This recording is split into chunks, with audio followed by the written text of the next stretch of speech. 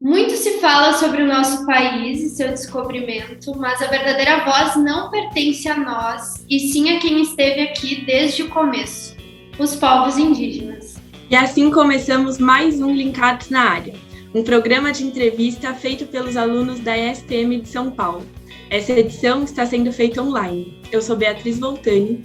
Eu sou a Evelyn Chuse e hoje conversaremos com o Fetial Ewe Tapuê Guajajara Perício. Ele vive em Brasília, no Santuário dos Pajés, tem 22 anos, é liderança jovem indígena, ativista LGBTQIA+, e estudante de Ciências Sociais na Universidade de Brasília. Obrigado pelo convite, pelo espaço. Acho essa pauta muito necessária e muito atual, digamos assim. É muito importante falar sobre isso, ser uma representatividade nesse meio, ser um porta-voz de música que não tem essa voz, né? Enquanto indígena, enquanto LGBT, enquanto, enfim, liderança jovem, por aí vai.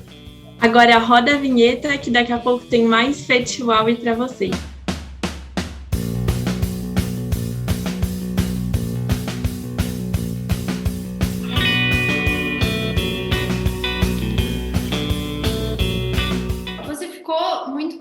Nas redes sociais, principalmente pelos seus posts em relação à defesa das terras indígenas.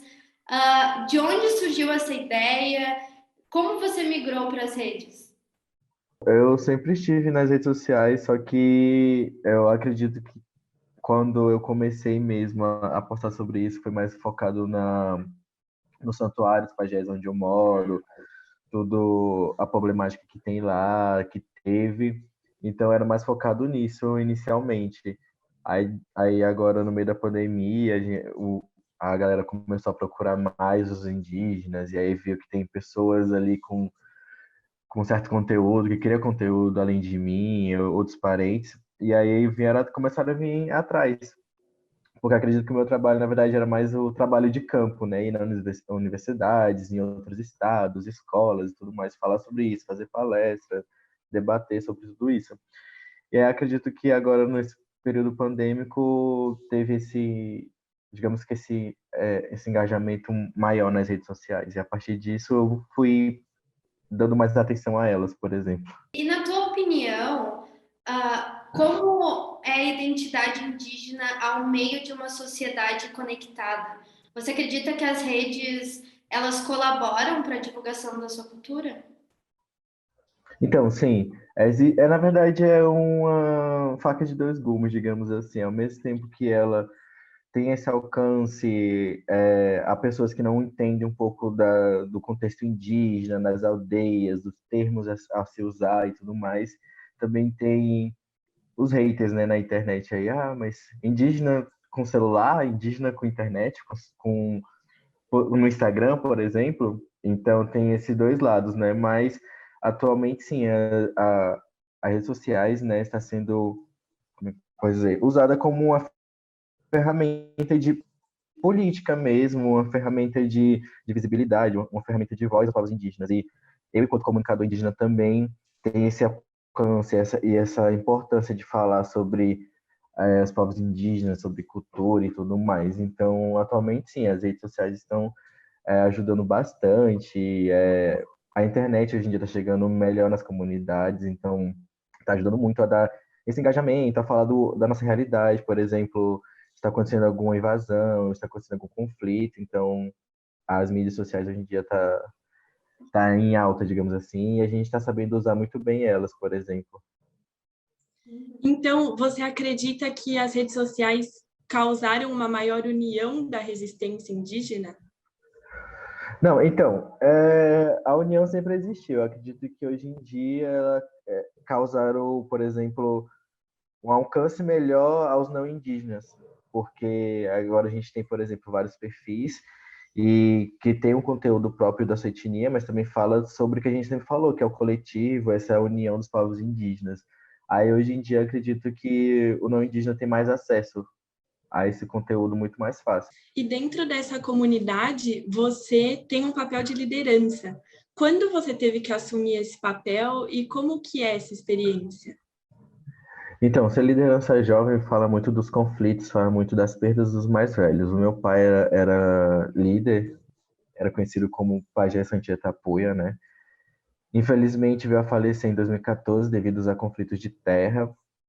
E a partir disso, eu, como filho mais velho, tive que pegar essa liderança ali com meus 15 anos. E desde os 15 anos para cá, eu tô nessa linha de frente, digamos assim. Não é fácil. E teve momentos que eu não queria, porque não é sobre querer ou não querer. Eu tenho que estar ali. Muitas vezes eu não gostava, muitas vezes eu não... Realmente, assim, tinha conflitos internos meus que não dava para, por exemplo, dar uma certa atenção, porque eu tinha que... Tá, estão chamando você ali, eu tinha que ir. Então, você tem que representar tal coisa, tem que ir em tal reunião importante, a sua agenda é essa. Eu tinha que seguir, até hoje eu tenho realmente uma agenda, que eu tenho que seguir essa agenda. Com o passar do tempo, ficando mais velho, a experiência veio vindo, as vivências vieram vindo também. E aí, hoje em dia, eu gosto de estar nesse lugar, é um lugar que eu me sinto confortável, mas mesmo assim é muito duro. E também sempre tem um medo, né, o receio, porque as lideranças jovens, hoje em dia, a gente está ocupando esse espaço, como eu falei, por causa das perdas. E está tendo muita perda, principalmente durante a pandemia, tiveram muitas perdas, e aí tem a juventude fica meio que com essa lacuna, porque o meu ensinamento para se tornar liderança maior, assim, com a idade mais velha, digamos assim, foi cortado. Então teve uma lacuna que eu tive que aprender sozinho, por exemplo. E aí foi esse caminho a ser trilhado foi difícil, mas eu sempre tive a orientação dos mais velhos, dos anciões, da minha mãe também, que é a liderança mulher. Então nunca tive sozinho. Foi uma caminhada muito coletiva, por exemplo, porque eu não estou falando de mim, eu represento uma comunidade, eu represento povos também, porque eu sou Funhal por parte de pai, sou Guajara por parte de mãe. Enquanto liderança indígena jovem, eu tenho essa potência, sabe? Sim. E quais são as funções que você desempenha como uma liderança jovem?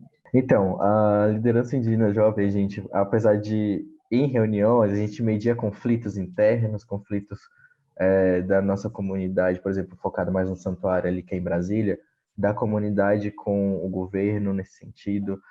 É muito mais uma organização realmente das famílias, por exemplo, buscar algum tipo de auxílio para essas famílias que estão morando ali, ir no hospital, levar o pessoal, trazer a saúde para lá para dentro, por exemplo. Então, assim, é meio complicado.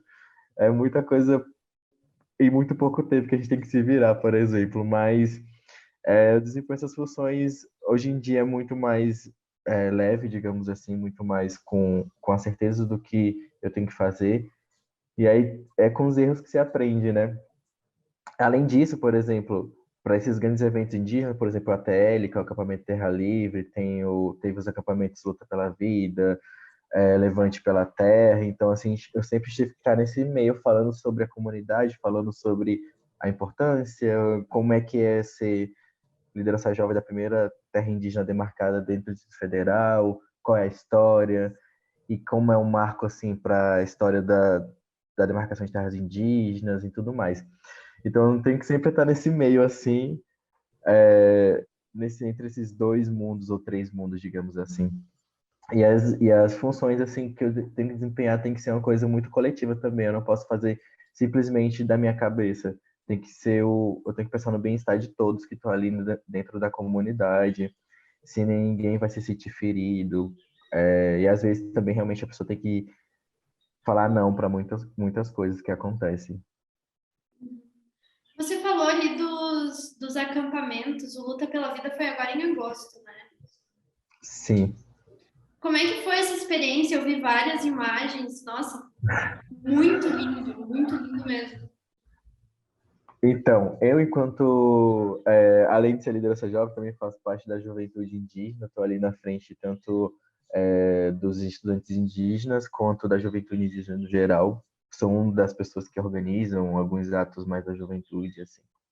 Então, eu digo que eu já nasci dentro do berço, não de ouro, mas do berço da militância, né? Nasci dentro da luta, realmente. A gente sempre brinca com isso, fala que filho de liderança conhece filho de liderança porque nasceram na luta. E a gente realmente nasceu na luta. Então, para mim, como eu estou em família, por exemplo, eu vejo pessoas que eu vi crescendo, conheço novas pessoas, aprendo muito, porque a troca de saberes, assim, na oralidade ali indígena, ela é muito presente, principalmente nesses grandes acampamentos, nessas grandes mobilizações indígenas. Então, para mim, foi como se eu estivesse em casa. Me senti super tranquilo. Teve a parte ali da juventude que eu estava na frente, assim, eu fiquei na frente de várias coisas. Eu fiquei na comunicação, fiquei na saúde, fiquei na coordenação da juventude indígena. E aí também tinha os estudantes indígenas e fazer ato e correr com o pessoal, ir atrás de coisas, assim, foi bem complicado, mas é, é aquilo que você faz com muito amor e com muita sabedoria também, com muito respeito a todo mundo. Então, para mim, todos esses acampamentos, essas mobilizações faz parte de mim, né? Hoje em dia faz parte do meu ser, assim. Então, eu tô lá tanto para fazer essa troca como para aprender realmente, saber ouvir os mais velhos que estão presentes nesses acampamentos, e para mostrar, por exemplo, a união dos povos indígenas, né? São indígenas de várias regiões do Brasil, até mesmo de fora, algumas vezes eles vêm. E aí é para mostrar que, mesmo indígenas falando sua própria língua, os falantes e os não falantes da língua estão juntos ali numa só causa, numa só pauta. Claro, todo mundo tem suas pautas internas, mas naquele momento é uma coisa muito mais conjunta e coletiva, entende? E fazer parte disso, fazer parte da história é algo muito forte para mim, entendeu? Uma coisa muito da ancestralidade mesmo, espiritualidade que a gente tem. Sim. Então é muito bom. Ai, eu imagino. A bandeira LGBT é outra bandeira que você leva também, né? Você fez Sim. parte até do documentário Terra Sem Pecado, que aborda a temática LGBTQIA+, por jovens indígenas. Como que essa pauta é tratada dentro das comunidades?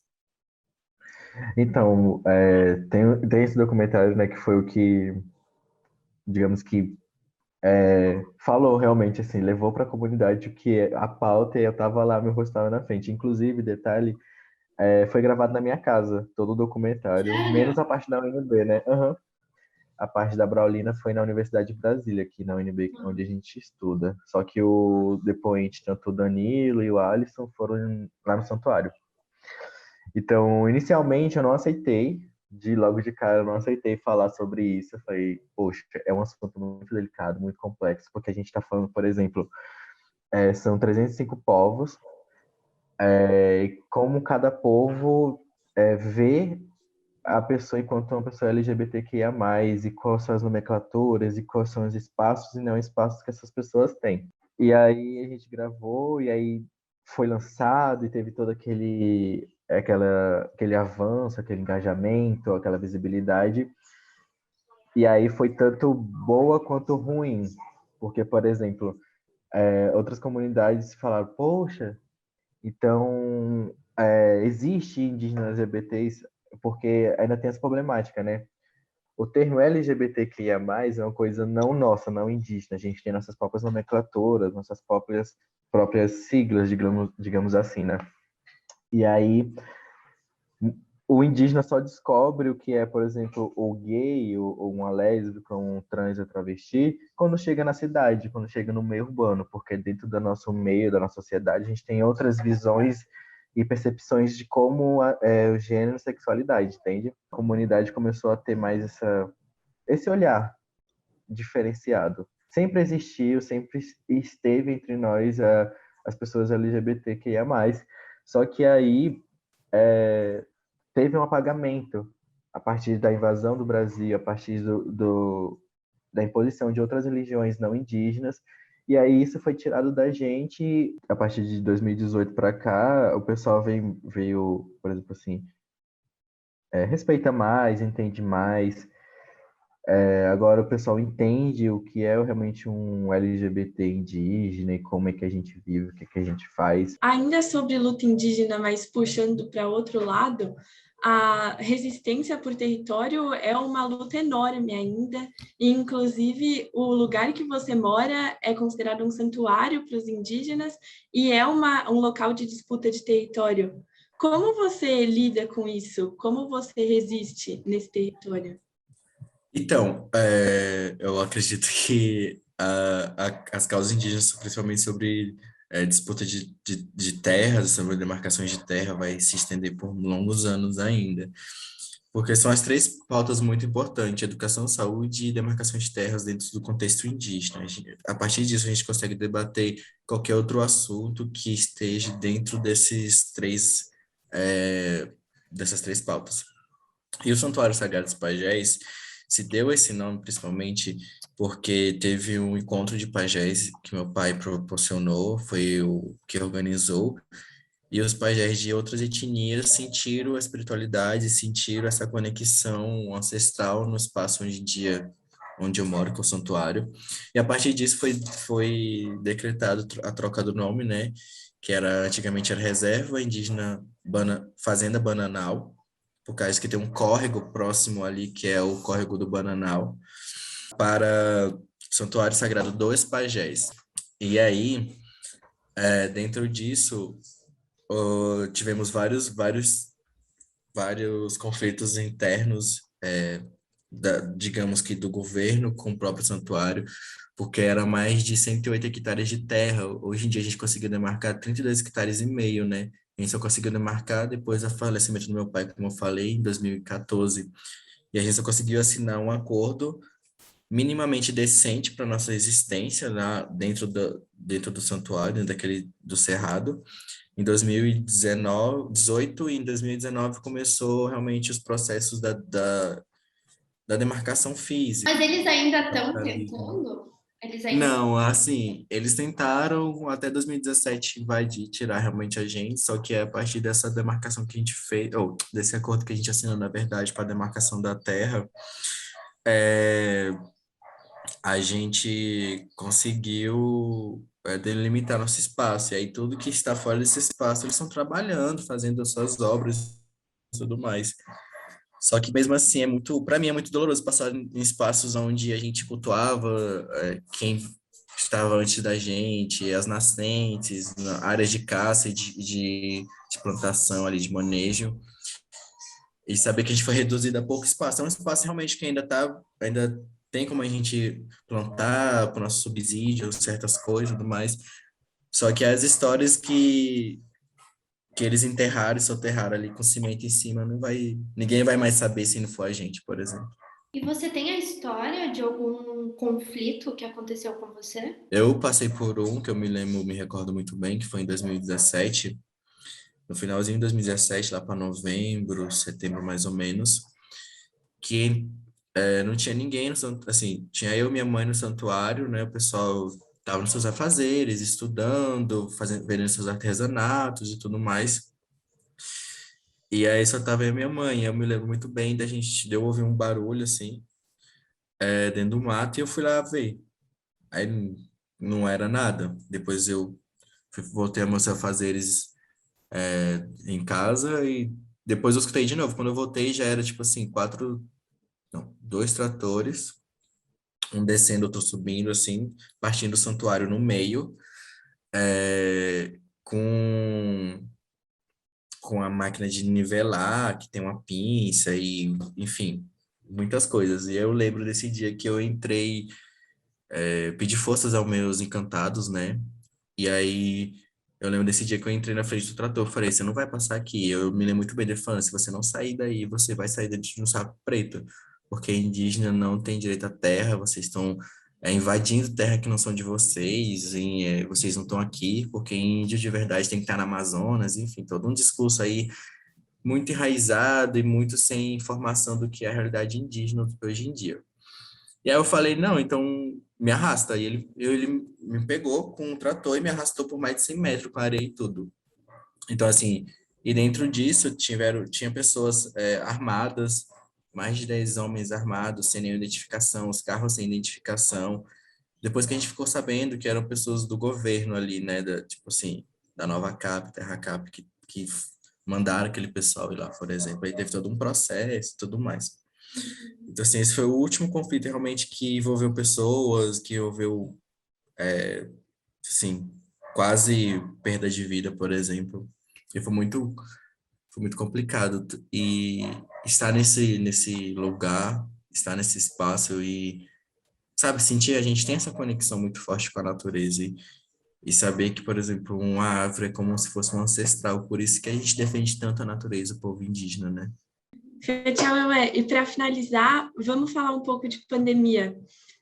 A Covid-19 levou muitos indígenas, 1.208, e eu queria saber como você lida com isso, desde o ano passado, quando isso começou, até o momento atual.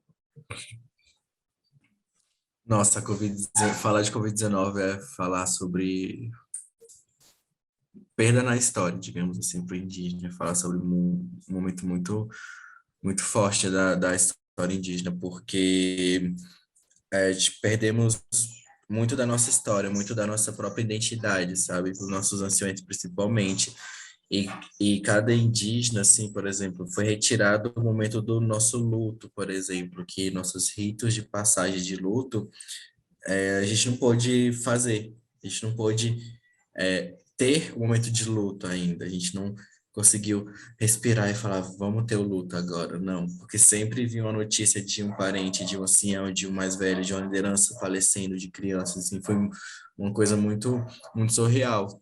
E a pandemia veio mais uma vez, assim, para mostrar como é que o Brasil trata, entre aspas, as minorias, seja as pessoas de periferia, seja os povos indígenas, povos originários, né? Então, assim, mesmo durante a pandemia, tivemos conflitos, tivemos invasões de terra, tivemos aí coisas de garimpeiros e tudo mais, e os povos indígenas sempre nessa linha de frente. Então, a pandemia está sendo um momento ruim, porque a gente ainda não exerceu nosso luto, né, nossos rituais de luto.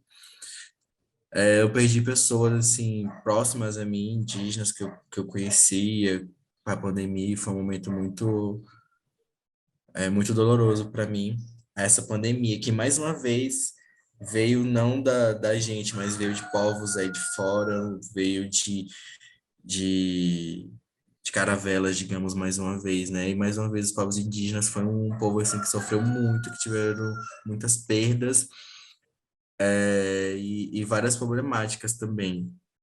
Então, falar de pandemia para mim é falar nessa ferida ainda que não vai fechar, acho que por um bom tempo, principalmente se a gente não conseguir fazer nossos processos de luto. Tchau, muito obrigada mesmo por ter participado. Parabéns pela sua luta, pela sua história, que é muito bonita. Obrigada. Eu que agradeço o espaço, o convite, falar um pouquinho sobre isso, falar um pouquinho sobre a história e vivência dos povos indígenas é tão necessário, sabe?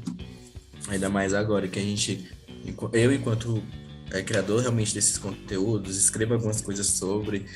Então, é sempre bom estar compartilhando saberes, estar compartilhando essas histórias e tudo mais. Agradecemos ao Fetial Eué e a toda a equipe do Linkados na Área. Um agradecimento especial para a nossa professora Eide Vargas. E até o próximo Linkados na Área em casa.